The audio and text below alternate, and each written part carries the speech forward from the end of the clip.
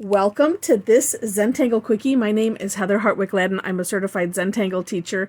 And today we're going to take a look at the tangle Oopsmi from CZT Hanny Nura. The name alone is, I love it. I love the name. So, in the description section, you will find the links to step outs, both mine and to Hannah's. Now, on hers, it took me to her Instagram, and I'm just getting familiar with Instagram. So if you're not, I don't know that you have to be on Instagram to see it. So I'm not sure. But if you are, if it does take you there, when I clicked on the link, it took me to a picture of her tile that has the tangle on it. And then there's arrows that way you can kind of sort through her pictures. And so I clicked on the right arrow, and there is the link to the tangle. Actually, I'm gonna double check and make sure. And just see if I can make the link more direct and put it in there. But I wanted you to know just in case. All right. So this tangle is interesting. And the reason I wanted to mention this links to the step outs is because what I'm about to say, the first two steps can be done in one stroke. But it was nice that she separated them, and so I did the same on mine. So we start off with a kind of a curved line going into kind of like a spiral. So I'm going to go out. This is, I've had challenges with this one.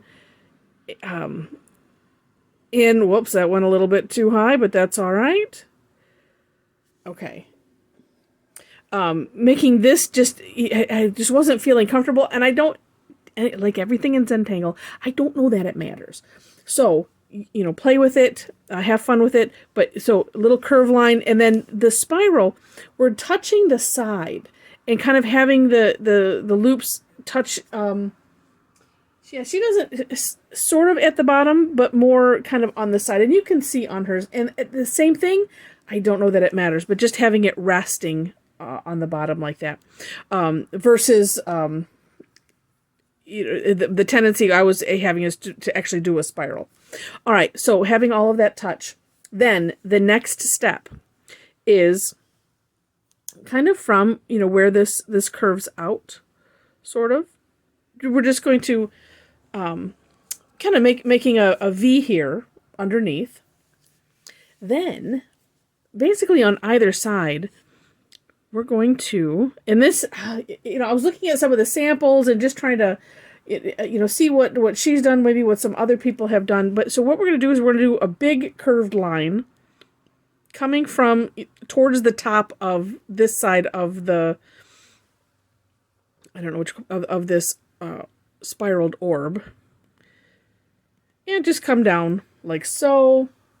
You can probably have some extra curve to it. And then I'm going to come down just a little bit further and a little bit further. This is reminiscent of, Noodle was one. There was another one recently. Oh, the name is escaping me. Where we did something similar, where we're just, drawing kind of curved lines and making it look like, almost like feathers. And then the other side, similar idea. This one on her, she had it kind of go out a little bit more, but this, again, this is kind of, to your taste and your, how you like to draw things. And then just kind of having it come, down on that, traveling down that initial line where we started. That's pretty much it. Now, and then just looking at her step out, here's what she did. Now, there's, of course, going to be tons of ways that you can have fun with this and, color it in and all of that. And, of course, I did not look for let's just use, maybe it's this one. Yep, it is. Okay. So what she did was fill in this V.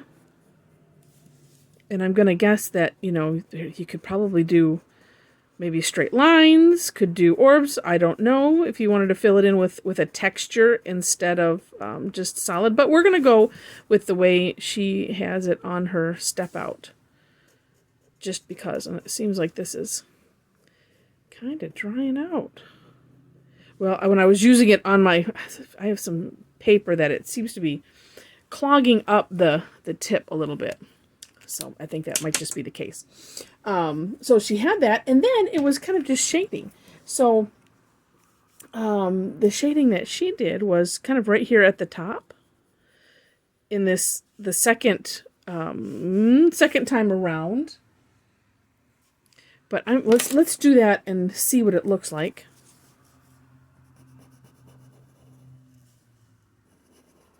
I'm just bringing it out a little bit.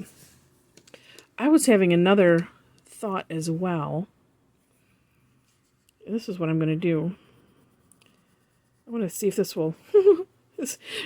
I'm experimenting again with you guys. Experimenting. I added a syllable in there. I wanted to see... Oh, yeah. You know, and sometimes just having that extra, you know, darkness. I'm gonna go a little darker here. Sometimes it's nice to not go so dark, and then you can always add some. Oh, that's kind of interesting. What I was thinking is I wanted to have this kind of come up over, although it's not really because of the way, you know, this, you can see this is continuous and the other is not. I mean, this is overlapping this. So if you were thinking like how about, I was kind of hoping I could sink that down a little bit, but that's okay. Let's go a little darker here. And then what the heck? Let's go a little darker here. Or not a little darker. I'll put some shading here too, because I'm just being inspired. And you're just playing along with me. So, oh, that's kind of neat. And then, while we're playing, let's do this. Let's just add a little graphite. So I'm adding it to the inside, as you can see.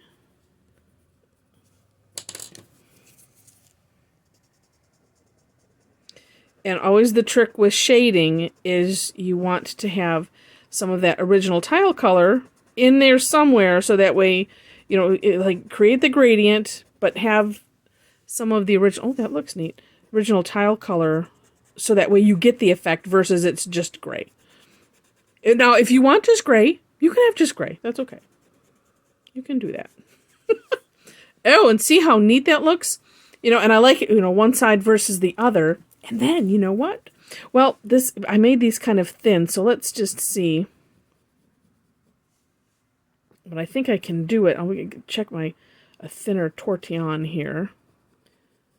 And of course, you know, this was just inspiration, like right now. So, let's just see. This is kind of a thick. Oh no, see, I'm just doing it back and forth. So even if your tortillon is not new and it's kind of mushed in like this, just do the back and forth. It'll spread it out, create that gradient, but kind of keep it contained. And then we'll do the same thing here. Oh, isn't that neat? And you know, and with what's left, I'm just adding a little to the top. Oops, let's make that blend in a little bit versus just chunk of. Oh, I have done impressed myself.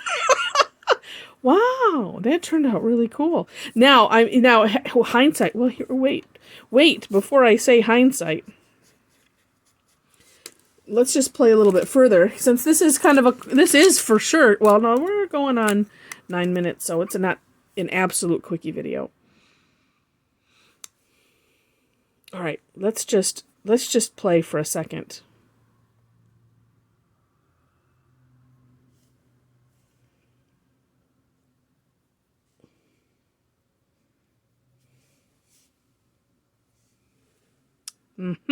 So someone was asking on my Tangle Patterns group about creating like water droplets, and essentially this is how you do it.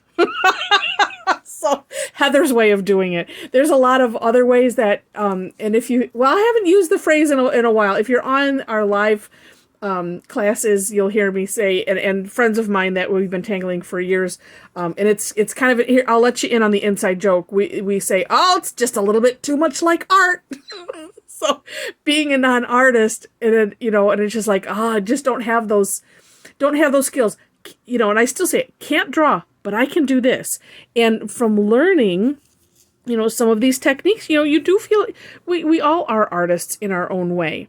Okay. So I know that it's the side joke. And, but at the same time, it's nice because I know that there are others just like me that just feel inadequate in that, but are creative and would like to create. And that's why I love sharing the Zentangle method. And so without putting, a shadow on this side, that they kind of look like water droplets, or at least they look shiny and wet with that. with the this is a oops, upside down. This is a Uniball Signo.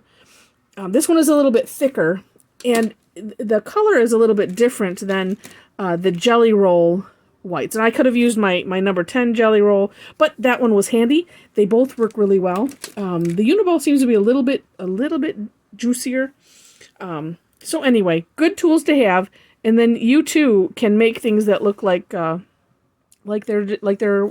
water droplets or stones type of thing. So anyway, thanks for indulging me on that, and I'm impressed with how it turned out.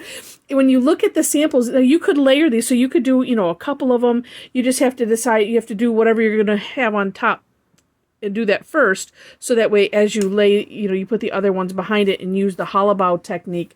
You can do that. I know in Hanny's Step Out, she has one, is the last box on hers where she has, several of them. So you of course can do that. I'm tickled that this turned out the way it did, because I just am. So if you enjoyed this, would love to have a thumbs up on the video. If you haven't subscribed yet, I would love to have you as a subscriber. Of course, subscribing to the channel is free, and you just hit that button and then hit the notification bell next to it, so you can signify how you want to be notified, if you want to be notified at all. Again, in the description section has links for step outs, links to connect with me if you want to come, join us on a live class. We have a lot of fun, and exploring tangles and other things. So, and like I said, I do most of them are free, but I do have some paid ones where we kind of go a little bit more in depth, or just have a project, or just something that takes a lot more work to produce. And I also have to afford my habit somehow of tangling and presenting these videos. So that just helps. All right. Thanks so much for watching. I appreciate it. I hope you had fun with me, and I wish you happy tangling.